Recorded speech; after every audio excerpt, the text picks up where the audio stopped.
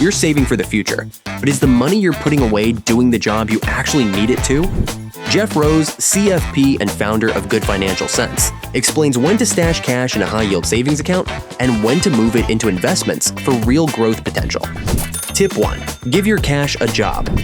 Rose says if your money's working in the next 3 years, like covering emergencies, tuition, or a down payment, it belongs in a high-yield savings account. Why? Because market swings could erase gains right when you need that money. With a high-yield savings account, you get safety, liquidity, and a little growth on the side. Tip 2. Don't invest until you're ready. Rose says you need 3 things before you dive into the market: emergency fund 3 to 6 months of expenses, no high-interest debt, and clear understanding of your investments.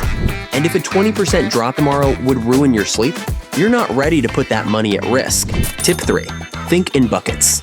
Rose keeps a security bucket in high-yield savings for life's curveballs and a growth bucket invested for long-term wealth. Once the first bucket's full, overflow goes to growth. According to Rose, growth and security aren't rivals, they're teammates, and giving each a clear role makes it easier to sleep tonight and retire tomorrow. With Jeff Rose's bucket strategy, you'll know what to save, what to invest, and how to sleep at night without counting pennies.